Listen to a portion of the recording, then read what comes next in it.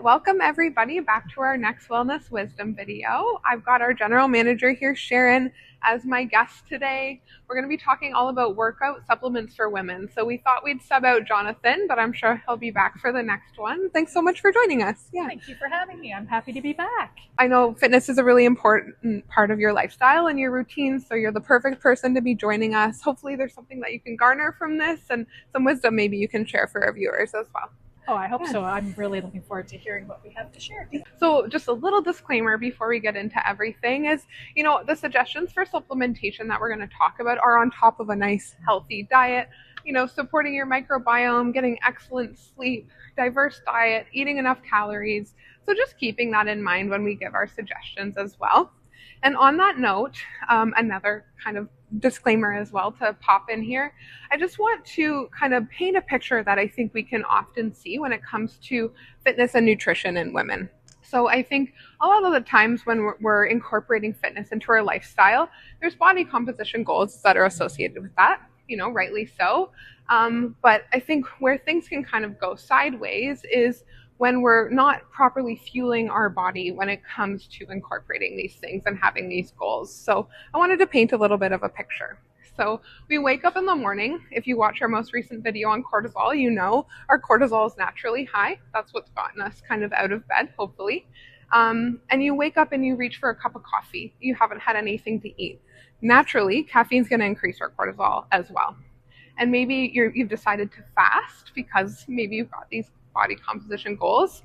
So naturally, fasting is going to increase our cortisol a little bit as well. And then you're hitting the gym or going for a run or whatever that looks like. Again, naturally, working out is going to increase our cortisol as well. So not a big deal when we're doing something like that here and there. Hopefully we can handle it and we're fueling ourselves well enough for it that we can operate in that state once in a while. But it's just not something we want to do over and over and over again. We're really asking a lot of our bodies, really pulling kind of from a depleted state and not giving ourselves that time for recovery. So I just wanted to kind of point that out. And often the goal with this is to reduce body fat. That's likely not what's going to work to reduce your body fat is operating in a state like that. It can have downstream effects on our thyroid, on our reproductive hormones, and even further down the road may lead to bone density issues and that kind of thing. So I just wanted to kind of paint that picture and just remind to take great care of yourself and really listen to your body when it comes to introducing things like fitness. Yeah, that totally makes sense. I know when I was younger, I was guilty of that. Get up, work out, work out more, eat less. But I always found afterwards where I felt I should have had energy, I didn't have a lot of energy, and it was really hard to continue on with the day. Yeah. So in that case, what would you suggest? What does that look like? That's one picture. Let's paint the other picture. Yes. What would a healthy, well-rounded morning look like when I'm introducing a new fitness goal? Yes. So hopefully you've had a great sleep. You've gone to bed at a good time. You've had a good 8-ish hours of sleep. And you're waking up. We don't all have time to sit down and make a big breakfast. So at minimum, if you don't have that time to have a full healthy meal in the morning, maybe you're having at least some protein and some carbohydrate of some kind. So again, at minimum, maybe that looks like adding a scoop of protein powder to your coffee. If your protein powder doesn't already have some kind of sugar or carbohydrate in there, maybe that's something you're adding in the form of soy milk or a coconut milk or something like that. That's going to have some carbohydrate or sugar in there as well. A little bit of maple syrup or honey in your coffee will give you a little bit of carbohydrate. So this is going to mean you're not so much pulling on your kind of body stores while you're doing that workout, but it also may mean you have a better workout, you perform better, and hit the goals that hopefully you're looking to reach. Yeah, that totally makes sense. Yeah. So I could have my normal breakfast, eggs and maybe a good healthy fat, but on the go, definitely using one of our protein powders is going to do it, as long as I work in a carbohydrate to give me that energy. Exactly. You're going to want that in there as well. Yeah. Now with the protein powder, what is it in the protein powder that's really enhancing my workout? Yeah, so it's the amino acids, so the proteins in your protein powder, giving some fuel for your muscle. Again, making sure that you're not kind of pulling from an already depleted state. Especially if it's in the morning, you already are kind of fasting, right? Because you likely not eaten overnight. So yeah, so it's supplying those proteins that's going to be really beneficial. Yeah. The other thing I hear a lot about, and I've just started to really work into my routine as well, is creatine. Yes. So let's talk a little bit about creatine. So why would that be beneficial for someone, especially if, for myself, starting functional fitness or resistance training? What is that really doing for me, not just in my fitness journey, but maybe even beyond that? Yeah. So creatine is mainly found in our muscles. So approximately 95% found in your muscles. So it is giving you that kind of energy to maybe lift heavy or sprint, kind of giving you that muscle energy.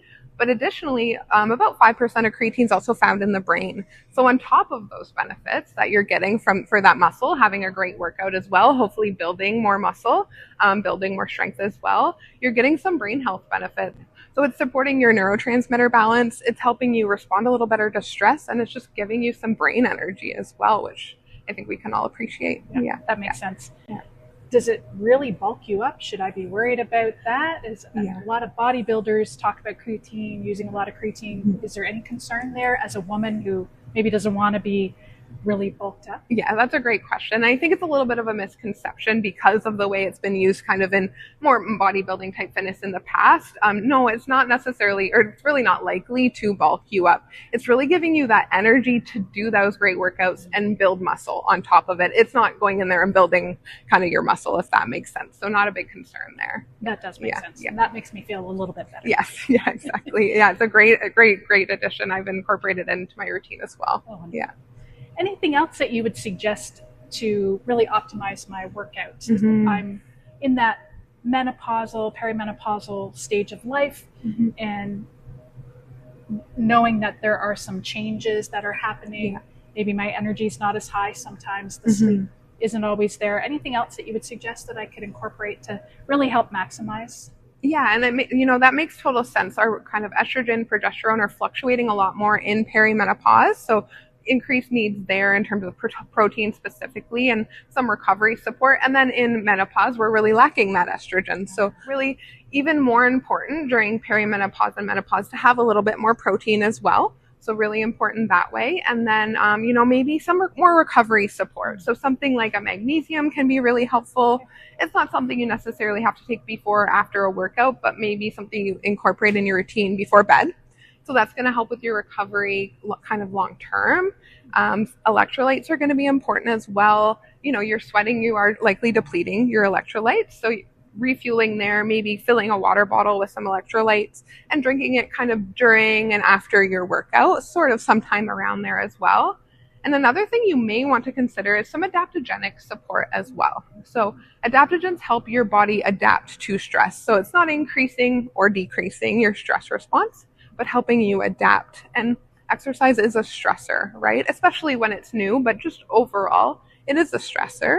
So introducing something like reishi or ashwagandha or holy basil can really help you adapt to that new addition. Do you have a recommendation of how much protein I should be taking? Yeah, so you're looking at about 1.7 to 2.4 grams per kilogram of body weight. So a little calculation to do there. 1 kilogram is 2.2 pounds, if that helps. I know a lot of us kind of more so know our weight in pounds. And what that looks like for about a 160 pound person is about 120 grams of protein per day. And what you're going to want to do is maybe consider, a scoop of protein powder is often about 20 grams. So you're going to have maybe a scoop before your workout, 15 to 20 grams before your workout.